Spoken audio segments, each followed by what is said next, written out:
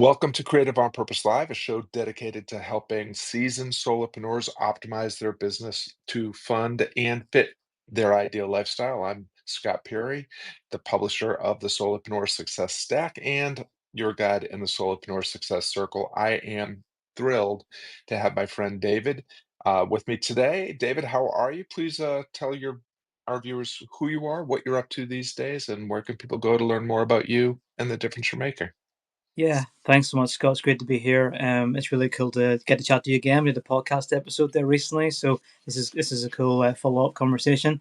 Yeah, so I'm from Northern Ireland. I'm a solopreneur and writer. I write fiction. I write online on Substack. I have 3 Substack publications. How to Write for a Living, the Solopreneur Stack, and David McIlroy fiction. And my real mission in life, I suppose, is to help other people who are writers learn how to make money from their words. So basically find ways they can create systems and put them in place in their lives where they can write and enjoy the process of writing, and also generate enough income to do more writing, basically. But yeah, that's a very short introduction to who I am. Yeah, beautiful. Well, I'm thrilled to speak to you in part because I'm a big fan of your work, but also your people are neighbors of my people. My people are from a county neighboring your part of the world, and Mhm. in addition to being a fan of your comments and your insights that you share with solopreneurs, also a fan of your fiction. So I'd love to touch on all of that. But Mhm. before we dive into solopreneurship and Substack and where those two worlds collide, I would love to just learn a little bit about your backstory. My guess is that little 9-year-old David did not wake up one morning and announce to the world, "You know what I'm going to do when I grow up? I'm going to be an independent business owner and start a publication and talk to people all over the world." So give us a little sense of how you came to be doing what you're doing. Yeah. Well, yeah, 9-year-old David definitely didn't think that way. I think I was determined to be an architect or something at that point, or whatever job I had in my head at that time was bounced around from different things at that age. But yeah, so I guess I got to be at this point because, in part because I was forced into this role in some respects, through circumstances. So I used to be a youth worker for about 5 years, so worked with young people, and then my job came to an end. My contract wasn't renewed where I was at the time, and I had to find something to do. So I started freelance writing through things like people per hour and that sort of thing, and just working on a freelance basis for different clients. And eventually, alongside that, I started growing my own business called Trek NI, which is basically a website promoting local places around Northern Ireland, where I'm from, to walk and hike. And that kind of grew into its own thing where local businesses could advertise, they could partner with us, and we could help promote them online and social media and through newsletters and on our website. And eventually, I started once I kind of got settled down, and I started learning more about how to write online and generate money through that. I found Medium, and then I found Substack, and I found that Substack felt like home, in terms of an online space. So I started writing here and really enjoying the process of being on the platform, and it's been great so far. I was fortunate in the sense that I think I arrived at the right time, and that I was able to grow quite quickly through things like notes and recommendations and that sort of stuff. Um, and I'm constantly learning bit new and better ways to make that a more sustainable, long term thing where I can do it more for the fun of it, and enjoy it, and just be part of the process, and grow with the community that's here on the platform. So lots of stuff going on there. I studied English and film at university, so I'm finally using the degree that I got back then, and that finally able to apply that properly to what I'm doing. So that's cool. And then also been writing fiction at the same time. And I'm sure you want to touch on that in a second, but um, I feel like I've got a lot of different plates spinning at the minute, and I'm constantly trying to find better ways to manage them. But yeah, it's been good fun. Yeah. Well, just out of curiosity, I appeared on Medium for a second, mostly just as someone that was curious and checked it out when it was getting started, and I kind of ignored Substack when it first, I was aware of it when it first launched, and I've only been on for about a year and a half now. How long ago did you start on Medium, and how long have you been on Substack? So I started both of them in the summer of 2023. And I was on Medium for a year. I'm still technically there, but I'm not part of the partner program anymore because I don't really use it. But I wrote on Medium fairly steadily for 9 months, 10 months. and then I started to kind of phase out of it a little bit. Substack was a slower burner for me. So I started in the summer, and for the first maybe 6 months, I didn't really take it seriously. It was just kind of there, and I would occasionally post things on it. Didn't really take it to be part of my overall setup. And then around December 2023, I started posting on Notes more regularly and just kind of started spending more time on the platform. And from that point, I just started to build a following. And then once I realized I could generate an email list through basically just writing online, and that was kind of the game changer for me. And that's really what I pivoted most strongly towards at this point. So yeah, I've been on both platforms for coming up to 2 years now at this point. Okay. Yeah. Yeah. Well, then we got on not too far away from each other because I think I started in the summer of 2023 on Substack. What made you choose Substack? I mean, you've mentioned the writing and the email and the notes and so forth, but I mean, you have done a really masterful job of growing on Substack and kind of, what we call in my community, getting the word out, right? That's the whole point. And it's one of the things that strikes me about your approach that seems different from other folks here, that operate in what sounds more like the growth hacker space.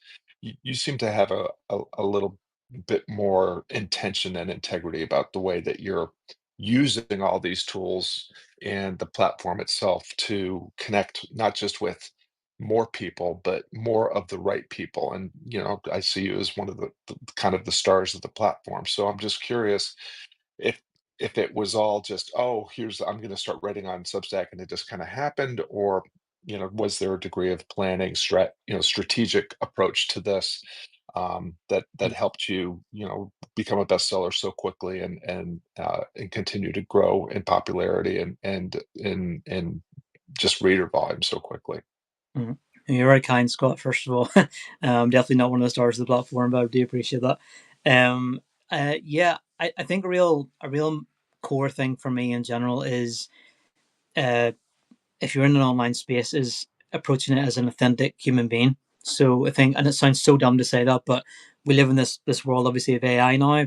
People are writing with AI, they're writing like AI a lot of the time as well. So they kind of come across sounding very robotic. And there is obviously a growth hacking kind of mindset on every platform, and Substack's the same. I think one thing I was always very conscious of doing was to not go too far in that direction. I think it's good to share. Um, if something works for you, it's good to share how it worked, and don't keep that information to yourself. Tell other people how to do it. But at the same time, if that's the only thing that's really happening in terms of what you're trying to do, it's not that interesting, I don't think. Um, I think one thing that really helped me develop a community that's engaged in Substack and is genuinely interested in what I do. It's not really because of me. I think it's just because of the fact that I share who I am as a person online. I'm not afraid to share pictures of myself, share pictures of my dogs, of what the view outside our window, that sort of thing. I'm not afraid to share the things that work for me, and equally the things that don't work. At the same time, the things where I've tripped up and failed along the way. And I think sometimes that simple shift from kind of churning out very samey content that kind of everybody's kind of saying, and maybe I'm guilty of that too sometimes. Shifting from that to kind of just approaching the platform as if it's your own personal space and you're just sharing onto it, giving it having more of a old school social media approach to it, where you're literally just telling people how your day is going sometimes, and letting them connect with you in that real tangible sort of way. Because there's always going to be somebody out there who supports his Kansas City Chiefs, or has a golden retriever, or like Stephen King novels, or whatever the kind of things I'm into as well. And if you just keep talking about yourself and sharing what you're doing, you're going to connect with people in a more real way than if you're just saying, here's a little growth hack for how to get 10 more subscribers or that sort of thing. So I think showing up in an authentic way in an era of inauthentic sounding people is a real simple way of standing out from the crowd. And that's definitely helped me, I think. Yeah. I totally resonate with the vibe that oftentimes it feels like, especially in notes, that it feels like Facebook was at the very beginning, or social media was at the very beginning, where you're Mm, just like connecting with, for me as a boomer, just connecting with real friend, like my friends, my guitar students. um, people performers I had met during my days as a touring musician, and then of course, family and old college friends and old high school friends and so forth. And then, now it's something very, very different. But Substack has that kind of vibe, like of facilitating more authentic Mm. connection. And I totally agree that you do that really, really well and really, really authentically. I'm um, I'm also just curious because, like you, I at least in one of your primary publications and some of the things that you talk about, you're really trying to connect with solopreneurs and help solopreneurs succeed on their terms. What in my publication we call it play your game on your terms without compromise. I want people to and we see, and I'm open to your reflections and pushback on this if you see things differently. But since we arrived on the platform at about the same time, at first was like, oh, this is great. This is just like old school social media. And then it seems like immediately after that, all the growth hackers came on, all the digital marketers came on, and there's been sort of a vibe where, oh, this is the way platforms go. Mm. The cool kids find it early, they start doing their thing, then the growth hackers and the digital marketers find out, there's an opportunity here, so now we're going to come on and 10 things you need to do to go viral on Substack, posts start popping up. But Mm.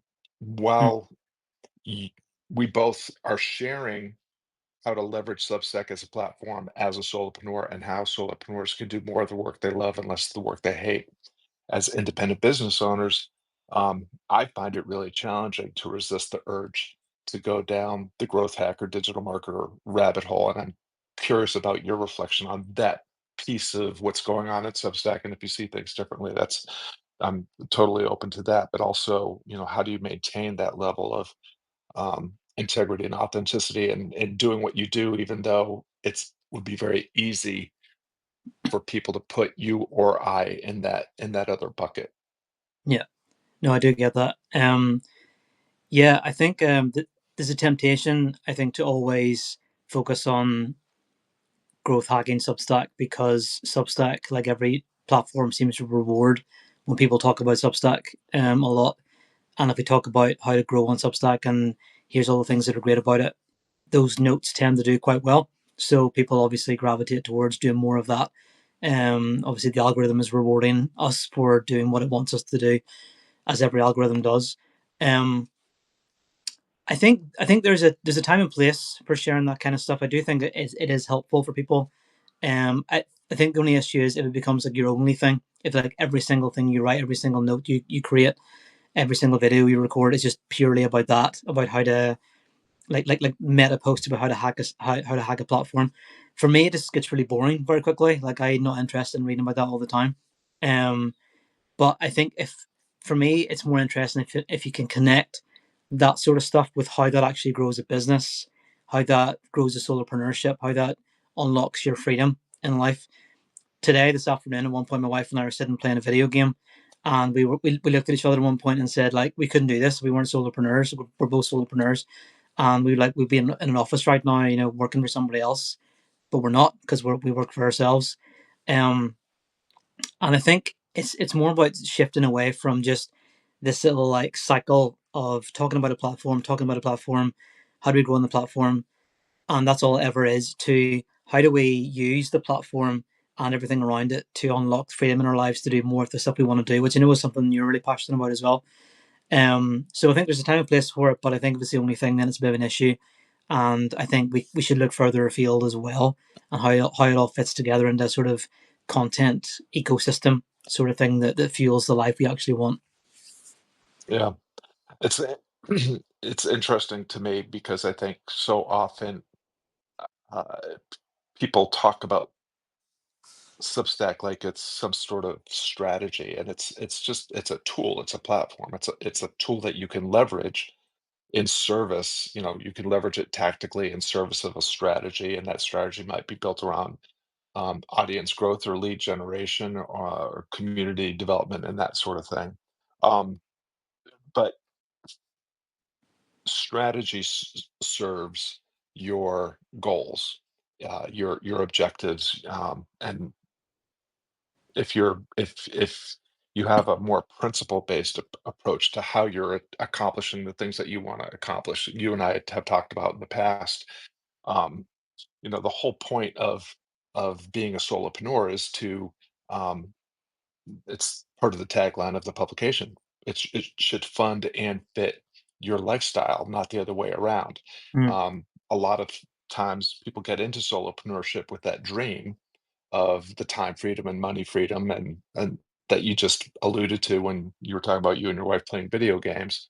But then find ourselves actually again like, oh, I gotta like if I want to do the work I started my business to do, I'm probably gonna have to learn how to become an expert digital marketer. And since I'm a solopreneur, I'm gonna have to do that job myself. And then that job kind of takes over. mm, So I'm wondering, just because it really I see the way you leverage the platform and use it like as a platform, and I see kind of the lifestyle picks and so forth that you're sharing. That you're really doing this um, from a real solid belief system, philosophy of life about what life is for and how work should promote that, and also a set of principles, about how you're going to approach uh, building your business, mm. funding and your lifestyle, fitting your business around the lifestyle. So I wonder just if there do you have kind of an underlying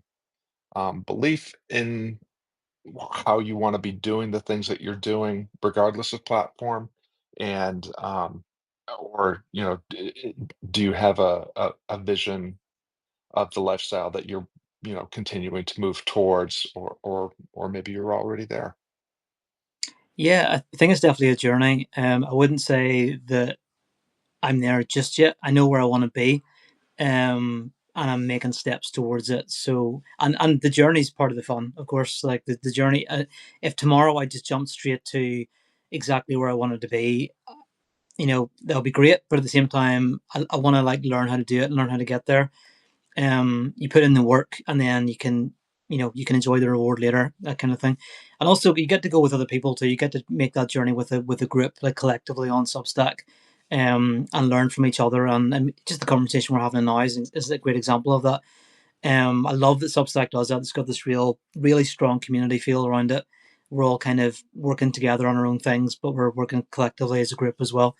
Um, I think for me, something that really kind of frustrates me is the belief that if you become mega rich, then everything's sorted and there's no issue in life anymore. And I think we know that's just not the case. Like there are a lot of very rich people who are not very happy out there in the world. And while having money is great and having a bit of security in that sense is great, um, it's definitely not the end goal for me. I don't think it should be the end goal for anybody. I don't think acquiring more wealth is necessarily the best goal for everybody. I think it should be about freedom. It should be about happiness. It should be about having the life that you actually want to have. And that often comes from being a solopreneur, being a solo writer as well, learning ways to market your writing effectively too, and make money from that. Um, and yeah, like there's so much more to life, I think, than the pursuit of just money and a bigger audience and that sort of thing. That's all. Those are all byproducts, I think, Mhm. of serving people first and finding ways to help the people who have decided to follow you, decided to um, give you their email address essentially for your email list and to follow you on a platform. There's a lot of trust there, and you're the best way to um, reward those people. The best way to authenticate that trust is just by serving them as best you can and finding what they're going through, what their pain points are, and addressing that. Not just trying to make more money, but trying to help other people come with you in the journey to unlocking that freedom. I think. Yeah. Well, I love that you talked about money as a revenue, as a or wealth as a byproduct, because I could not agree more. I've been working through on a basically a Venn diagram that has illustrated my process since I wrote my first book, which is um, if you know who you are, where you belong, or who you are, what you're good at, and where you belong, the intersection of that Venn diagram is the work that you're meant to do. It's the difference that you can make in the way that only you can make it, based on your values, based on your talents, and based on putting yourself in communities where people share your values and need your talents to enhance their lives.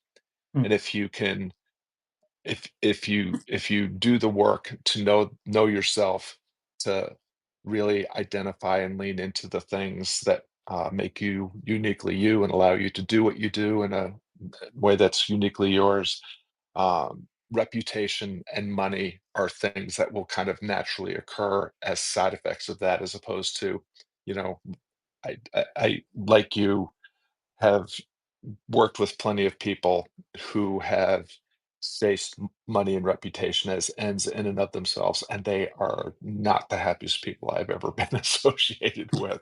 Yeah. Um, so toward that end, I'm curious, mostly just for my own benefit, but it might be a benefit to other folks here.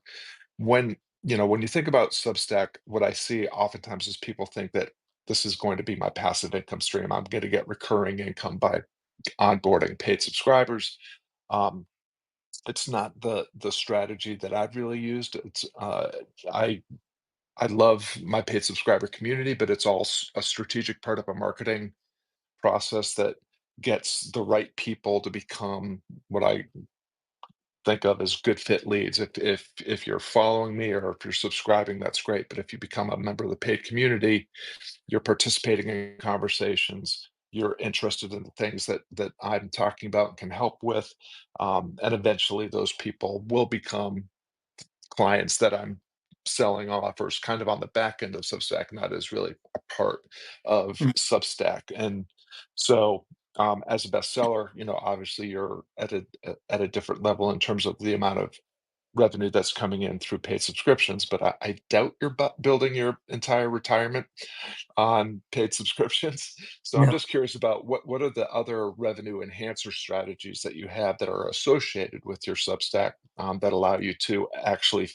fund, your complete life, and not just, pay for your hobby here on Substack. Yeah.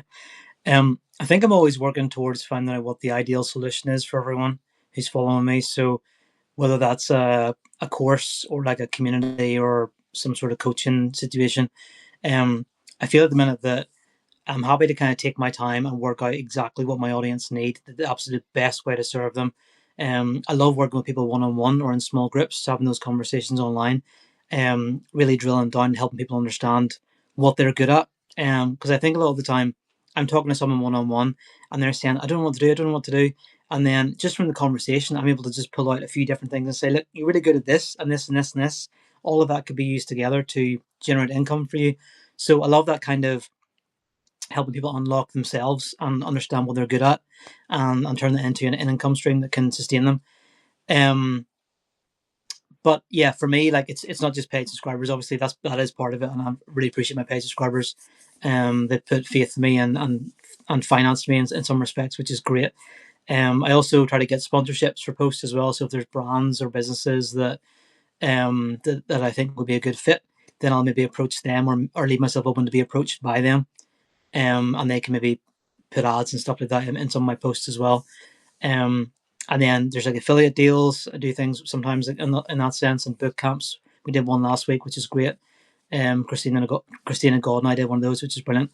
And then as I said, like coaching, whether it's cohorts or like one on one kind of stuff. So trying to work out just the absolute best solution. I'd love to have like a real flagship kind of product or service that I could kind of push everything towards.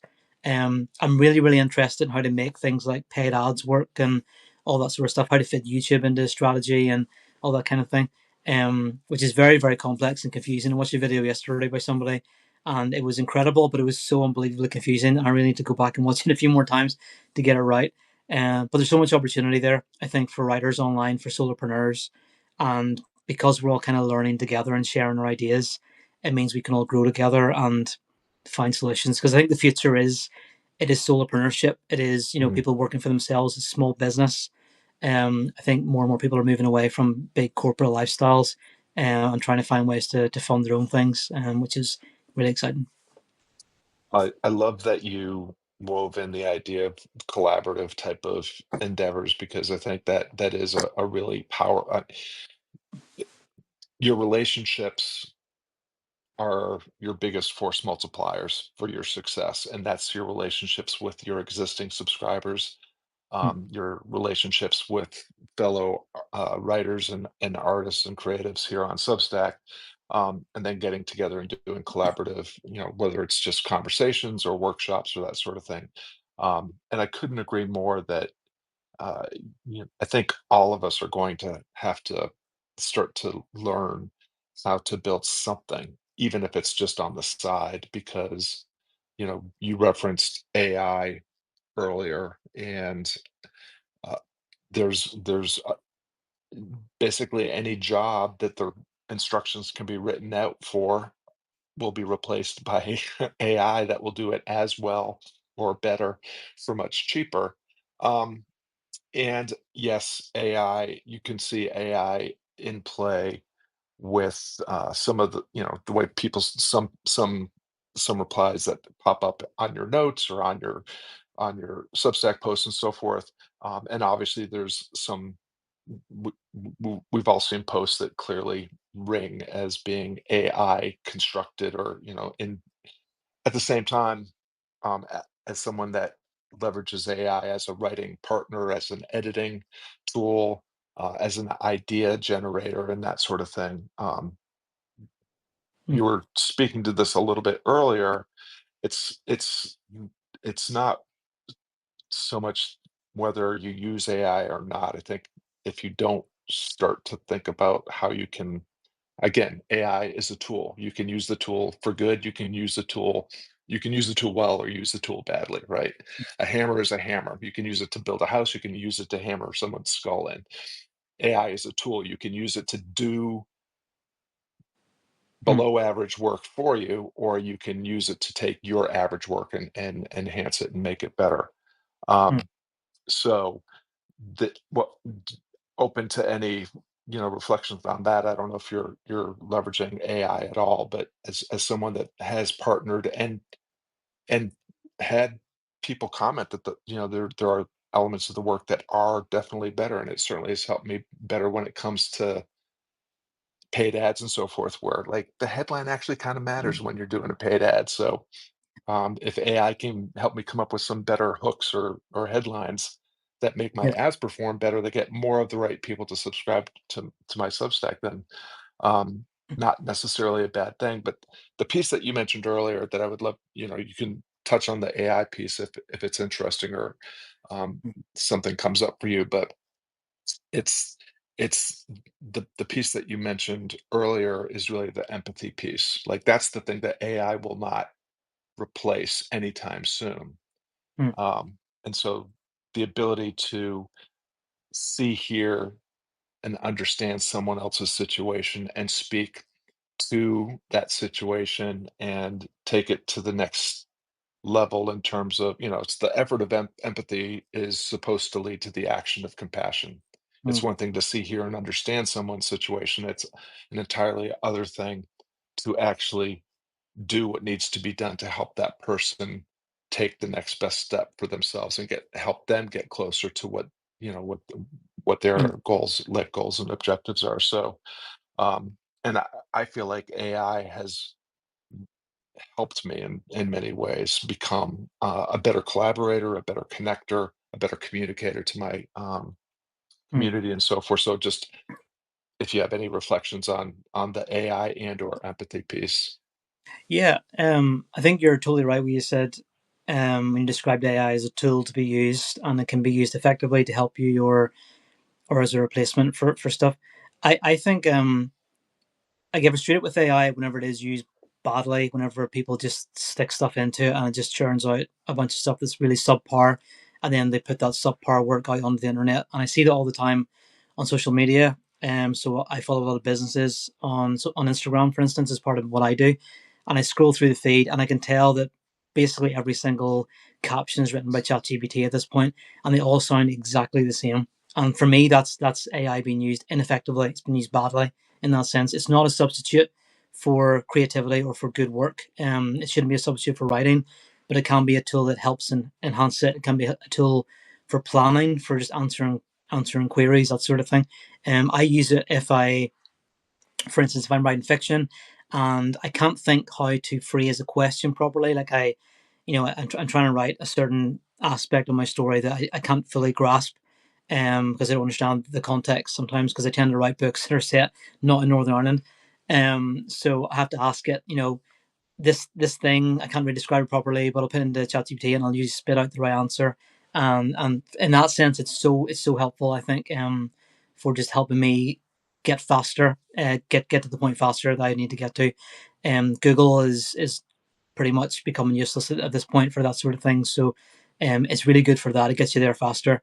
It's good for planning. It's good for prep. It's good for brainstorming, all that sort of stuff. But I don't think it should ever be a substitute for writing. I think, as you said, uh, really at the core of what is going to help people succeed long term is being their authentic selves and doing the work themselves and using AI to help them in the process. But at the core of it, it should be what they're writing and sharing themselves, I think, as well. I think that, yeah, like, I mean, I've spoke to other writers and creators as well, and definitely some of them will lean heavily towards AI, and everything has to be about it, and they can't exist, they can't function without using it anymore, which I think is dangerous. Because it could all go away. Technically, like there could come a day when OpenAI goes broke or something like that, and then all their systems shut down and people can't use it anymore and can't function. Um, and I see other writers who are very, very against it, and AI is the worst thing in the world. You can't ever use it for anything. And I think if we can find like a happy medium, like a middle ground there, where we do use it, but it's a tool, as you say, Yeah. that really helps us rather than it's something we just kind of fall everything off onto. Makes such a difference. But yeah, hope that answers one of the questions there, Scott. Anyway, Yeah, no, no, I couldn't agree more. It provides leverage yeah, if you want to use it, and you get to decide how you use it. Like any form of leverage. I mean, if your goal is to um, you know leverage your creative capacity and make a connection and collaborate with an audience to help them make a change that they want to make happen, and AI can help you enhance your ability to do that, then why would you not do that? It would actually be a disservice to your art, your community to not yeah, do that. And I also totally agree that we never want to use AI as a substitute for creating our own work and so forth. And now that I say the word substitute, I am reminded that there is a book behind you by yeah, that name. I When I first collided with you on Substack, you were just wrapping up and starting to promote and publish the substitute. I immediately picked up on the Stephen King vibe. I have a Stephen King story to yeah. share with you some other time. I'm going to wait until I come to my people's homeland, and we'll get together over a pint, and I'll tell you about the day I spent in Stephen King's house in Bangor, Maine. Um, I need to hear but that yeah, story. oh, it's a good, oh, it's an interesting story. Um, so y- Mm, creative creative writing, fiction writing is something I think about trying all the time, and I just have never have. So now I'm going to ask you to be my therapist, but also just maybe share some of that side of you. So when did you start writing fiction? And I would love to also hear a little bit about like your process for writing fiction, and is that different, mm, or does it enhance or augment what you do as a business writer and a business owner? yeah. The short answer to when I started writing fiction is sometime whenever I was a very young kid. I've just always written fiction in different capacities, but um, probably the answer you're looking for when I started writing it, fiction as an adult, and beyond in university and that sort of thing. Um, Probably 2020. So this book on this side, Soulburn Talisman, was my first young adult novel. It's I started it during the pandemic in 2020, finished it in 2021, and that was the first time I ever finished a book in its entirety. I'd always tried before, I'd written like shorter things, but I'd never written an entire novel before, so that was a bit of a milestone. And then I wrote The Substitute after that, and that was a total shift in terms of tone and genre and age range. It's very much an adult horror novel, definitely very different from my young adult novel. And I've just been writing since then. I'm working on my sixth book at the minute. And my process, what I realized works best for me is I go through these little periods where I'll write intensely for a few weeks or months on a book until I finish the first draft. So at the minute, I'm doing this 1,000 words a day challenge where I'll write 1,000 words every morning after breakfast. And that's just part of my routine. It's how I got through my fifth book in like 3 months. And I'm assuming the book I'm writing now is going to take the same length of time. Um, and then once the first draft is done, and it's very, I think I mentioned you before, Scott, I'm very much like a pantser rather than a plotter. So I sit down to write. I don't necessarily know 100% what's going to happen. And the writer or the characters often dictate what way the story goes, and that's fine. Um, and whatever happens, happens. There's an overall plot, obviously, but they'll kind of weave their way through it, find their way to the end. Um, and that's just the way I do it. And the first draft kind of spills out, and then I'll go through various stages of editing and proofreaders reading it and better readers going through it and tell me what they like, what they don't like, fill in the plot holes, that sort of thing. And eventually, then it'll be at a stage where it can be published. And I self-published The Substitute. The Soulburn Talisman was published with a small publisher in England, and the next one will be published in the same place. I really like self-publishing. I'm really enjoying that process. I'm learning how to do that and how to market books. The most difficult thing about writing a book is what happens after you've written it. Is all the marketing side of things. That's definitely the hardest bit, and that's the part I'm learning about as I go. But it's a really fun process. If you've got a story to tell, say this to anybody, you owe it to yourself to try to sit down and just give it a go and try to write at least a draft of that story and just see what comes out. Because it could be something that you just need to get off your chest, or it could be a story that could actually be a book someday on a shelf. So it's definitely worth giving it a go, and I really enjoyed it. Yeah. Yeah. Well, I definitely vibe with the seat of your pants type of approach to things for sure. I'm just curious, like, again, as someone that writes a lot of nonfiction, which you obviously write as well, and kind of in the Mm, self-help type of or writing for writers and for solopreneurs. What do you think? What's the difference between writing nonfiction and fiction? And is there a skill, maybe even a technical skill that's different about writing the fiction that, as someone that enjoys writing nonfiction and does that with a fair amount of ease, mm. what would the missing pieces be in the skill set that need to be kind of built up before I dive into trying my first work of fiction? Mm. Well, I think you asked a second question before I forgot to answer it, whether the fiction augments the non-fiction and vice versa. Um, I think uh, I think if you can write it all, I think if you're able to sit down and just write from the heart, if that's nonfiction, you can definitely take those same skills and transfer them over to fiction as well. It is a very different excuse me, it's a very different thing. Fiction is very uh I do think there is an aspect of it where you can either do it or you can't. And I don't mean that like in any kind of arrogant sense whatsoever. But there are people who say they want to write a book, but they just when they try to do it, they just can't, because they just kind of can't move past that part. I think Stephen Keats said something about that as well. He says that there are some people who just aren't good writers, which it sounds so terrible to say that, but I think it is the case sometimes. But there are definitely transferable skills in terms of nonfiction and fiction where if you're able to structure something and have an idea of how you want to do it, then you can certainly write a scene. And if you can write a scene, you can write a chapter. And if you can write a chapter, you can usually write multiple chapters, turn it into a book or a short story or a novella. Um, I think really, um, it's about understanding voice. So everyone writes obviously in their own voice, even in terms of nonfiction. Assuming you're writing your own stuff, it's always going to be in your voice. It's gonna be what you hear in your head. I tend to write in a very just write it right as I talk sort of style. So I don't write in a very academic sense. I've written in an academic sense plenty in the past, and I'm definitely over that at this point. So I really enjoy writing just as I think. I think your thoughts are more visceral then. They're easier to connect with. If it sounds as if you're talking to someone over a coffee, or over a pint, it's much easier to make that connection with someone when they're reading your words if it just sounds like you're saying them to them.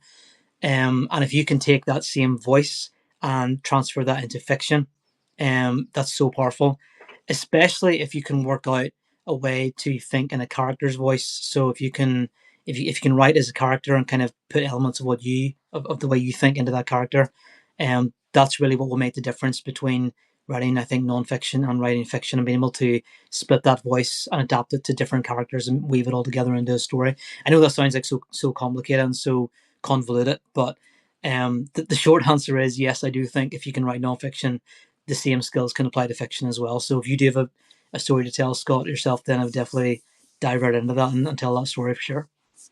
Well, I love the reference to tone and voice, and it, there are when you approach any kind of writing, it is just like approaching Substack or approaching growing a business. Our human mind is programmed to go into collection mode. I call it collecting dots versus connecting dots. We got to get all the tools. We got to learn all the tactics. We have to take all the classes, watch all the YouTube videos, and um, just human beings are enamored with and love to chase after shiny new things. That's why digital marketers do so well when they're selling tools and tactics and even strategies. Um, but fundamental, when you start at the bottom with the philosophy and principles of, what does it mean to be um, an effective writer, things like tone and voice really are what will set you apart. Mm. And then the other thing that came to mind was when I was a coach for several years in Seth Godin's and Kimbo workshops, and uh, I would comment on sometimes hundreds of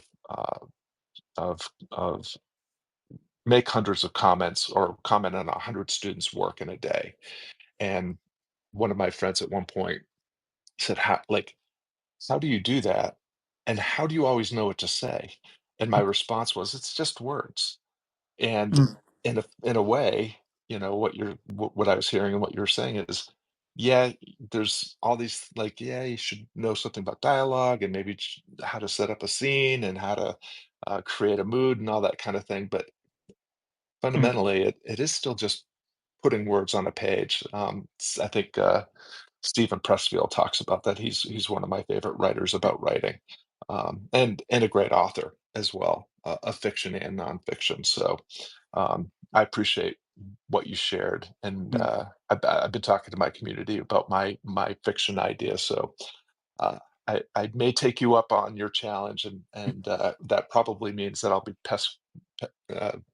bothering you in your inbox for more therapy and more tips. Anytime. Um, as we're kind of wrapping up, I just try to weave a little bit of the conversation, all the threads together. Um, but for those, we have a lot of folks that have tuned in. Again, because you're such a superstar, even though you don't want to claim that mantle, they're certainly not here to see me, David.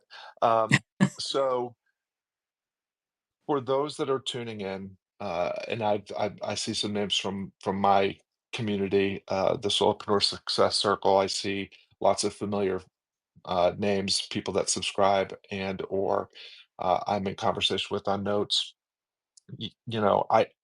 I would guess that anybody that is attracted to me and my work, or you and your work, in some way, shape, or form identifies as a difference maker. They want to do meaningful work with and for people they care about that helps everyone accomplish the things that matter to them and help provide meaning to their life. And so, just as a way of dispensing some parting advice for those that are tuning in that aspire to be better writers or to become professional writers or just to build a side hustle or a solopreneur endeavor that will help them get closer to the things that they want in life, whether that's revenue or fulfillment. Uh, what's your closing advice for folks that are tuning in now that want to just take the next best step into possibility for themselves? Yeah. Um, I've mentioned the word journey a few times, and I think that really is an important way to think about it. That um, nobody is at the end point. I don't think some people are just further along the path than others. So you should never compare yourself with somebody else and say, "I don't have as many subscribers as them. I don't make as much money as them, etc., etc. I haven't written as many books as them. Whatever." That person's going to be in a different place than you with just different life circumstances and different resources often at their disposal. So, walk your own path and do it at your own pace and do it in a way that you enjoy. You're never going to stick with something if you don't enjoy it and it isn't fun. So, if you can make the process of writing fun and enjoyable, and if you can gamify it for yourself, so you can work competition and challenges into what you do for yourself personally, and set little targets along the way, it makes it so much easier. I like to hike a lot, so sometimes when I'm hiking up a hill, I mean, I would call them mountains here, but they're really just hills. um, Sometimes I'll say I want to get to that boulder, 100 yards away, and that's a little mini goal. And when you get to that point, you can say, "Well, I want to get to that tree next," and that's another mini goal. And all those little mini goals kind of tally up and eventually get you to the top of the mountain. So treat everything as a mini goal, as a small step towards an overall process. Keep it fun, keep it enjoyable, and don't compare yourself to anybody else. And just know that the more you do and the more you stick at it, the stronger those muscles become. So it's all muscle memory. I mentioned before about some people being better writers than others, but it really is just some people work the muscle more and they work harder at it, and they practice more, and that does eventually pay off with you finding your voice and finding better systems for the way you do things and that sort of thing. But yeah, keep it fun. I think if there's a soundbite to take away from the whole thing, just let it be that. Just keep the whole process fun for yourself. Yeah. Well, I love that. As we're fond of saying at the in the Solopreneur Success Circle, the process is the shortcut, and it's called the game of life. And I think games are supposed to be played, and they're supposed to be fun. So that's all great advice. I want to thank we have way too many people that have been watching that for me to call out, but we really appreciate the gift of your time and attention. Definitely hope that there's something that was said today that motivates you to take a bolder step into possibility as a solopreneur, as a writer with the platform. And if you want to keep going with the things that we're talking about, you can definitely check out David's Substack or the Solopreneur Success Stack. And if for those of you that are listening in replay, or if you're here now and want to drop a comment, it's always great to hear from you. If you're listening as a podcast episode, then please be sure to rate and review the episode. It really helps more of the right people collide with and benefit from this content. David, really wonderful to spend this time with you. Appreciate you sharing the gift of your experience and wisdom with us, and I'll look forward to seeing you in the note speed, and I hope we can chat again sometime in the future. Yeah, very very much, Scott. Yeah, I really really love this conversation. So good and so good to be here. Really appreciate you taking the time to chat to me. And yeah, wishing you all the best. All right, my privilege. All right, take care, everyone. Thanks, David. See you guys. Bye bye.